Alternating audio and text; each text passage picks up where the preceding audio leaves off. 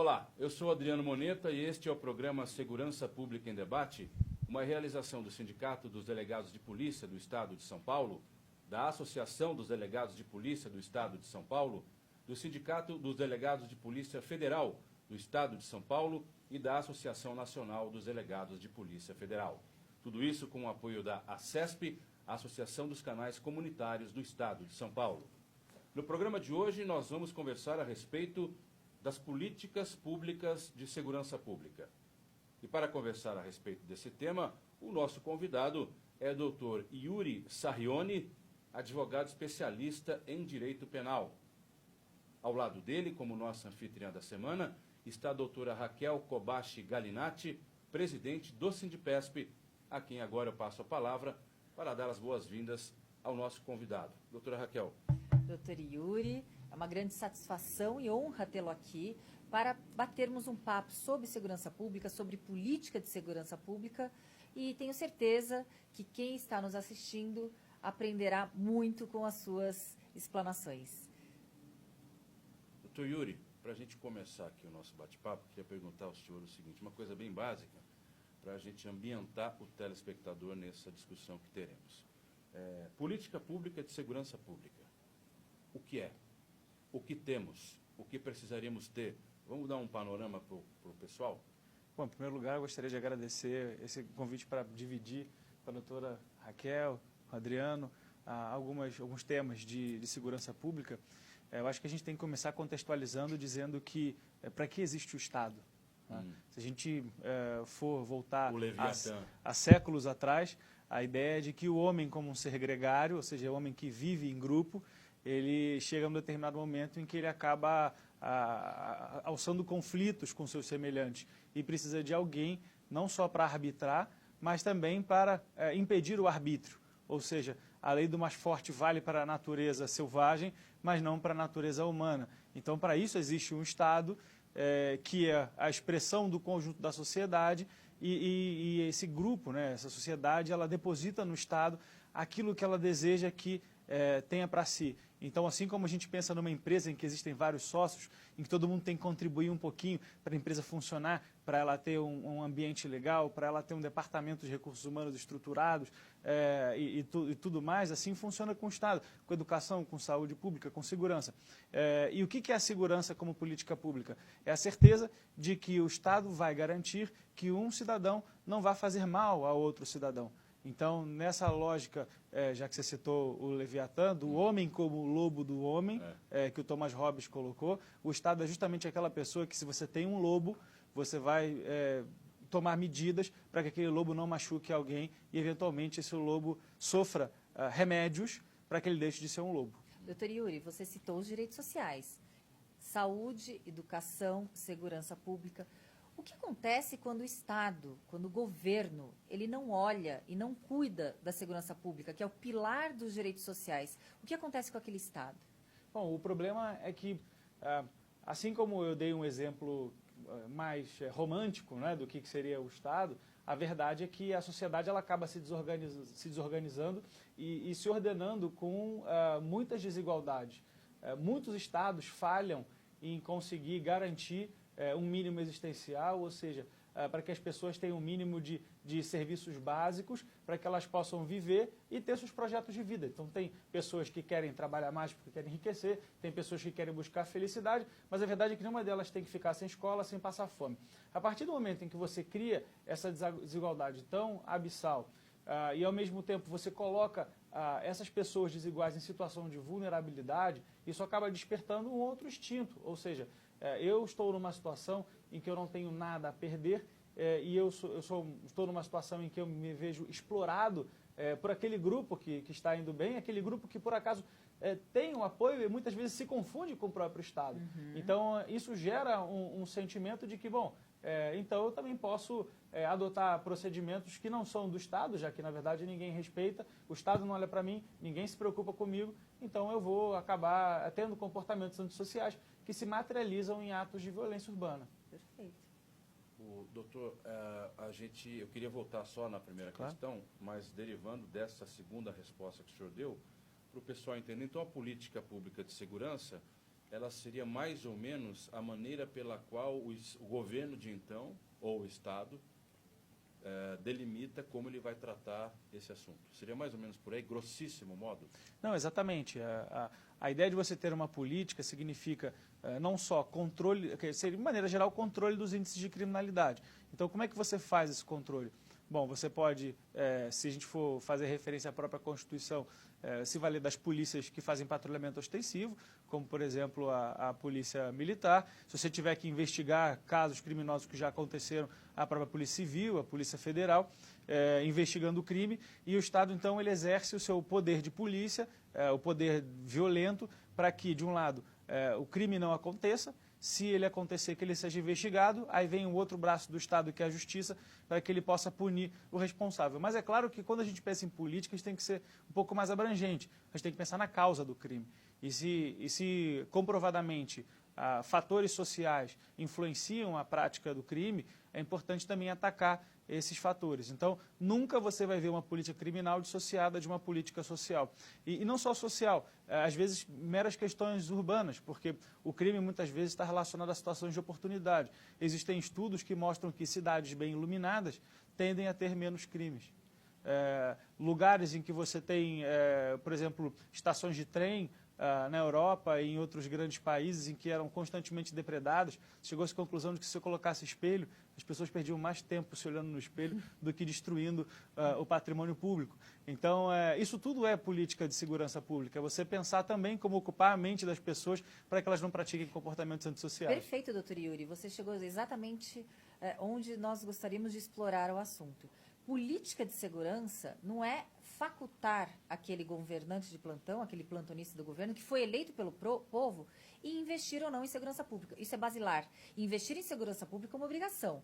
Agora, as políticas de segurança pública devem ser, sim, implementadas em conjunto com políticas sociais. Agora, investir, por exemplo, na Polícia Judiciária, na Polícia Civil do Estado de São Paulo, dar estrutura para que todos os policiais possam trabalhar de acordo com as suas obrigações e atribuições legais e constitucionais. E mais, ter o efetivo suficiente, salários pagos de forma adequada, é uma obrigação. Isso não podemos colocar como uma fala de política de segurança. Isso é uma obrigação. Políticas de segurança são muito mais complexas. A obrigação, o que nós podemos constatar aqui no Brasil, em todos os estados, principalmente aqui no estado de São Paulo, é que ao longo desses mais de 20 anos, os governos se esquivaram e se camuflaram, utilizando o termo política de segurança, para poder facultar o investimento ou não em determinada polícia, no caso a Polícia Judiciária e a Polícia Civil do Estado de São Paulo. Eu acho que esse seu ponto é fantástico, porque quando a gente fala em saúde e educação, o gestor ele não tem dúvida. Por que ele não tem dúvida? Porque tem um mandamento constitucional que impõe a aplicação de um percentual do orçamento público. Então ele sabe, não, saúde e educação é obrigatório, ninguém pode mexer. Mas segurança pública não tem percentual, é óbvio, imagina. Deveria ter, né? Pois é, talvez na situação atual devêssemos considerar, porque a verdade é o seguinte, se sempre começássemos a criar percentuais de tudo, o gestor nunca ia ter capacidade de fazer o que ele tem que fazer, que é gerir, não é? Então, acho que talvez pela circunstância atual seria uma boa iniciativa. Talvez pelo fato do que a doutora falou, doutor, que é o pilar de outros direitos, o direito à segurança pública. Então, mas a doutora colocou um ponto que, assim, entendido que saúde e educação tem um gasto obrigatório, da maneira como está posto hoje, parece que eles fazem um favor de gastar dinheiro com a segurança. Ninguém está fazendo favor. Assim, eu sinto constrangido de ver como a Polícia Civil de São Paulo é tratada. Assim, vamos falar em criminalidade? Eu não vou comparar com índices, porque o estado de São Paulo é muito grande e tem outras características que comparativamente podem não fazer sentido. Mas o crime organizado de maior gravidade está onde? Estado de São Paulo. Aeroportos e portos que têm o maior fluxo de carga do Brasil. Estado de São Paulo. Atividade produtiva, econômica e financeira. Estado de São Paulo. E é uma das polícias mais mal pagas do Brasil. Uma das piores, a segunda pior do ranking nacional. Com o Estado, porque a gente pode constatar que o Estado mais rico da Federação é o penúltimo Estado, é o que pior remunera as suas polícias. Ou seja, o fator econômico do Estado não é correlacionado com o pagamento e investimento em segurança pública. Basta vontade política. O que não poderia, perfeitamente, não poderíamos deixar que o Estado cumpra a sua obrigação sem fiscalizá-lo e sem falá-lo qual é a sua obrigação. Porque parece que aqueles governantes plantonistas não sabem qual é a sua obrigação. Não é um favor investir em segurança pública, não é um favor estruturar a Polícia Civil, que é aquela que tem atribuição legal e constitucional de investigar. Perfeito, gostei das pontuações do doutor Yuri. É interessante porque parece realmente um favor, não havia pensado sobre esse prisma. Achei muito pontual. Deixa eu mudar um pouquinho só, mas no mesmo assunto, vamos falar um pouco da questão das mortes violentas que aparentemente estão em alta no país. O senhor acredita que isso se deve a, de repente, uma política pública de enfrentamento? Eu tenho certeza que existe uma política pública de enfrentamento. Posso falar do estado que eu vim. Eu sou carioca, então hoje quem acompanha a política de segurança pública do Estado, isso não são palavras minhas, são palavras do governador, então eu só estou reproduzindo, que a ideia é abater pessoas perigosas. Então existe instituída uma política de abate clara pelo Estado. E esse tipo de discurso ele parece ser muito sedutor, porque você pensa, olha, o Estado vai, em meu nome, eliminar ameaças à segurança. Quando, na verdade, a gente sabe que, estruturalmente, a Polícia Civil entende, porque conhece o tráfico de drogas melhor do que todo mundo, ali não são os criminosos perigosos. Podem ser, talvez, aquele que possa praticar um ato de violência mais pontual, um assalto, ou participar de algum tipo de confronto violento, mas a verdade é que aquelas pessoas ali são só peças de um tabuleiro, eles são peões, eles são substituíveis. O trabalho verdadeiro, que é o que a polícia faz, é um trabalho de inteligência, que é o que a Polícia de São Paulo tem feito com maestria, e aí vale um elogio a maneira que o ministro da Justiça, Sérgio Moro, faz a coordenação das polícias civis. Hoje, o Centro de Inteligência das Polícias Civis tem dado resultado com ações coordenadas em todos os estados, tanto é que nós vemos que grande grupo criminoso que se dedica ao tráfico de drogas vem sendo combatido em outros estados da federação. Então, acho que isso é resultado não só do trabalho eficiente da Polícia Civil de São Paulo e da coordenação que o Ministério da Justiça dá com as demais polícias civis do Brasil. Deixa eu parar só um pouquinho, a gente pega esses 40 segundos e acrescenta no segundo bloco, porque eu preciso terminar o primeiro para que o senhor não inicie outro. Primeiro bloco do programa de hoje, de Segurança Pública em Debate, vai ficar por aqui, mas não saia daí não. Segundo bloco já, eu espero você.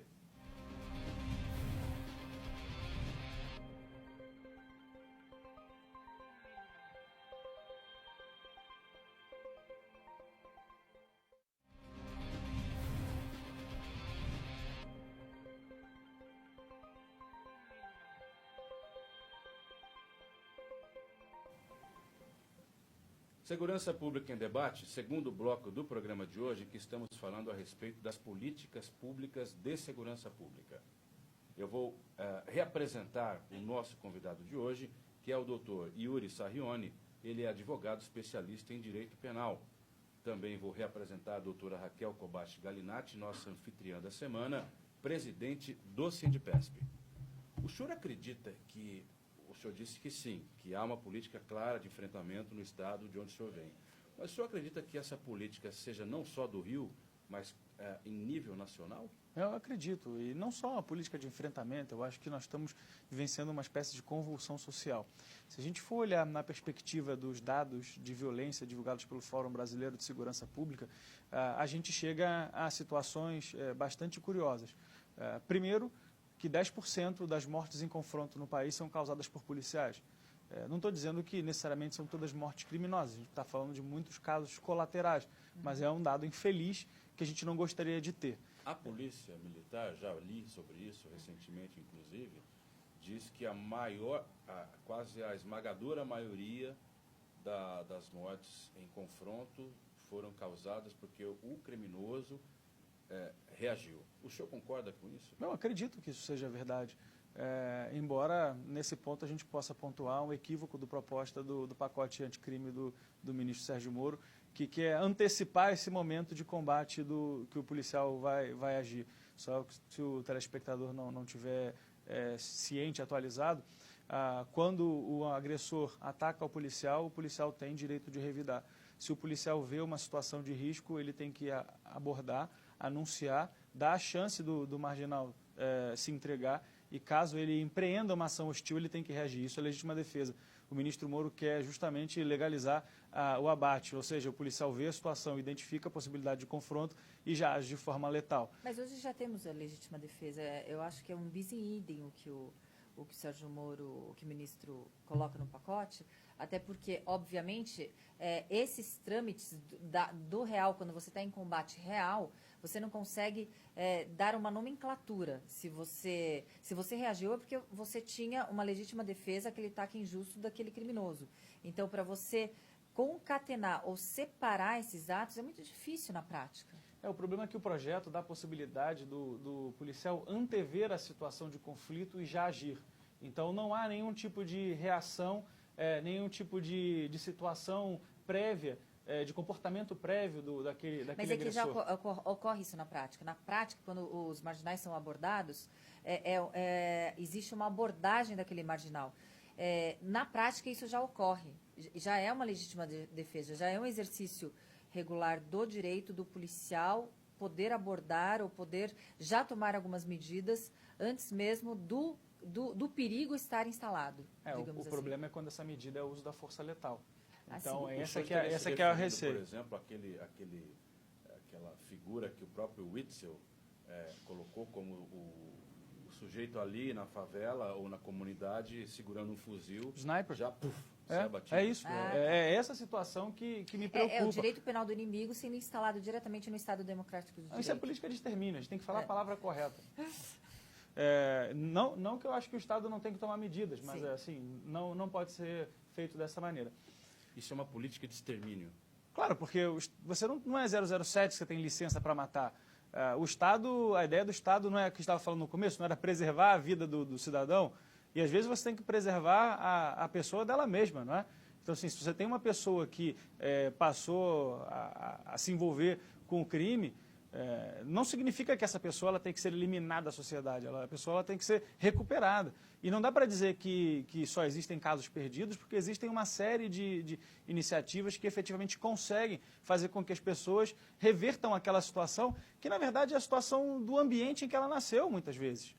Então, ela está acostumada a viver aquele tipo de relação, como que aquela violência local funciona, e é muito mais fácil você conseguir um emprego no tráfico do que efetivamente você conseguir uma vaga no mercado formal de trabalho. Então, assim, esse é o tipo de situação que antes de alguém querer propor algum tipo de pena eliminatória, tem que dizer assim, não, eu fiz de tudo para tentar remediar essa situação, só que na verdade nada nunca foi feito. Mas, doutor Yuri, essas penas eliminatórias, de acordo com a sua teoria política do extermínio, etc., eu acho que são situações de super excepcionais, quando realmente existe uma situação em que está um cidadão nitidamente carregando um fuzil e coloca a vida de vários em risco. Mas nem explorando esse assunto, falando que o ambiente social também ele não é determinante para que aquele cidadão pratique o crime ou caia na criminalidade. Até porque os maiores criminosos, vimos o exemplo da Lava Jato, são aqueles que já eram milionários. Então, se fosse fazer uma política de extermínio, também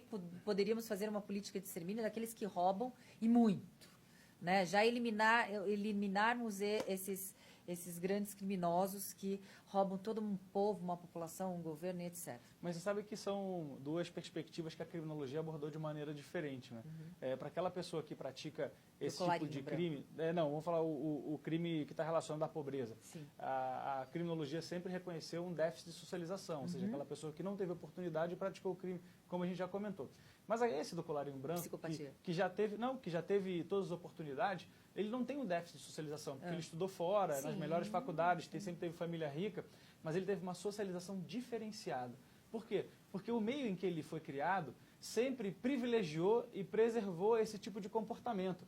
Então, a ideia de que você é de uma família rica, mas você faz alguma coisa que tira vantagem de alguém, que você tem uma esperteza, uma malandragem, que você dá um golpezinho, que você quebra a empresa, mas sai rico, isso é visto no meio social dessas classes mais elevadas como uma afirmação de que você faz parte do grupo. Dependendo do povo, né? Aqui na Itália, agora tem países que até a própria religião fala que você vai para o inferno. Por exemplo, os países árabes e etc. Então, a Índia é um país super pobre, e a gente vê que o índice de criminalidade ali, furto e roubo, é muito baixo. A gente tem um grande índice de estupro, né, de crimes contra as mulheres. Mas esses crimes assim são muito baixos justamente por causa da religião, que pune a pessoa, não é punida nem no ambiente, no âmbito da terra, né, em outras vidas. Isso então, leva... essa é a sociedade, realmente. Mas isso leva a uma outra análise de discussão de quais são os freios sociais que funcionam naquele grupo, né? Sim. Se a gente for pensar qual o freio social mais importante que a gente tem é a família. A gente olha para a família brasileira, está destruída. Sim. Aí depois você vai pensar, o segundo freio social é a escola. Aí você vai olhar para a escola, não tem escola. Aí depois você vai pensar, o outro freio social é a religião. Bom, a religião a gente não pode falar muito porque, assim, o povo brasileiro sempre foi um povo muito religioso. Então, assim, eu tenho certeza que cada religião tem feito o seu papel no sentido de preservar a integridade moral dos seus devotos, não é? Então, assim, fora disso, a gente vê que as coisas não funcionam bem dentro da sociedade brasileira. Acho que para o Brasil funcionar bem, a gente precisaria resgatar tudo desde os principais valores da família. E aqui, deixe claro, não estou entrando em nenhuma questão de gênero, não é isso que eu estou falando, mas sim naquela questão da unidade familiar. Aquela família unida, de pai e mãe juntos, bem estruturada, que suporta o filho, irmãos, exatamente. E não famílias que a gente vê de lares abandonados, filhos jogados, pais drogados que usam na frente do filho, prostituição. Então, acho que esse tipo de família que acabou ficando referência para certos grupos sociais ainda mostra a deterioração que a gente tem, que vai afetar as políticas de segurança. Explicando a multidisciplinariedade para podermos implementar políticas de segurança. Não falamos somente de polícia judiciária, polícia civil, polícia militar. Segurança pública é um campo multidisciplinar. Claro, porque senão a polícia só enxuga gelo. A gente não quer mais gente na cadeia, é o contrário. Assim. Achar que todo mundo tem que ir para a cadeia é um pensamento equivocado. Porque pouquíssimos, são excepcionais os casos de pessoas que saem da cadeia ressocializados. É verdade. Então, e não pelo tempo que eles passaram na cadeia, mas porque provavelmente eles tiveram a oportunidade rara de participar de algum projeto social. Por exemplo, no Maranhão, a partir de um projeto do governador Flávio Dino, o Maranhão foi o número 1, o estado número 1 do Brasil em termos de aprovação no Enem de presos. Nossa. Ou seja, de fato, o governador entendeu que política de segurança passa pela efetiva ressocialização. Então, falta o quê? Falta educação? Então, vamos dar chance. Aí você vai lá no meu estado. Tinham projetos de panificação e outras atividades laborais, né? E aí se descobriu que o Estado pagava 2 vezes pelo mesmo pãozinho que saía daquele projeto. Então, assim, não dá se você não tiver seriedade na implementação das políticas, né? Doutor Yuri, como é que o senhor viu a ação da polícia do Rio de Janeiro no ônibus, lá na ponte Rio-Niterói? E depois também, como é que o senhor viu a comemoração do gol? Bom, eu acho que a polícia agiu com perfeita técnica e profissionalismo. Ali havia uma segurança de alto risco para as pessoas que eram os reféns do sequestro. Havia-se uma percepção de que aquele criminoso era uma pessoa que tinha um transtorno psiquiátrico grave.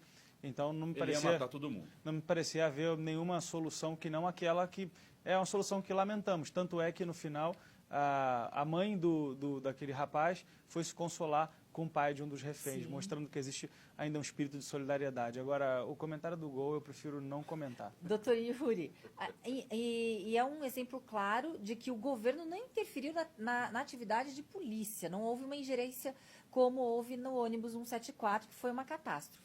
Pois é, naquele momento, para o telespectador que não se recorda, aquele ônibus sequestrado no bairro do Jardim Botânico, transmitido ao vivo, haviam sim os snipers posicionados para ter a mesma qualidade de disparo, sem risco, e o governador proibiu a ação dos snipers porque ele tinha ambição presidencial e ele acreditava que se aquilo fosse transmitido em cadeia pública, a carreira política dele estava arruinada.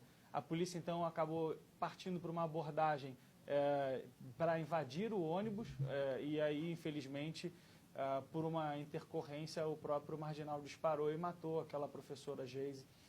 E foi uma fatalidade porque não só faleceu ela, como faleceu também o bebê que ela gestionava, que ela gestava. Então, depois disso, enfim, ele foi levado preso no Camburão, mas em razão daquelas intercorrências dele tentar se livrar, parecia que ele havia um ataque de fúria, ele acabou vindo a óbito asfixiado antes mesmo de chegar na delegacia. Os policiais foram submetidos a julgamento pelo Tribunal do Júri, mas o Tribunal do Júri entendeu que não houve nenhum tipo de crime. E o advogado foi o seu avô? Foi Clóvis Sayone, meu avô. Olha, parabéns. Mais um exemplo de que a política de segurança não é interferir no trabalho da polícia. Política de segurança é proporcionar estrutura para que a polícia possa trabalhar. Exatamente. Lembrando que no meu estado agora tem um projeto de acabar com as delegacias e teremos agora só delegacias de plantão. Então, para a gente entender e pensar onde é que a gente vai chegar com a política de segurança pública do Rio de Janeiro. Doutor Yuri, eu gostaria muito de agradecer a sua presença, nós temos apenas 20 segundos. Gostaria de agradecer também a presença da doutora Raquel Galinatti. Foi um programa muito esclarecedor. E esse negócio das delegacias, acho que dá um outro programa um dia para a gente conversar.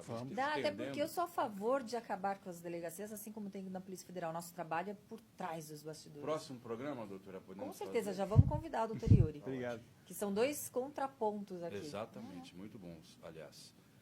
Segurança Pública em Debate hoje falou a respeito das políticas públicas de segurança pública. A você que nos acompanhou até aqui, o meu muito obrigado e até a próxima.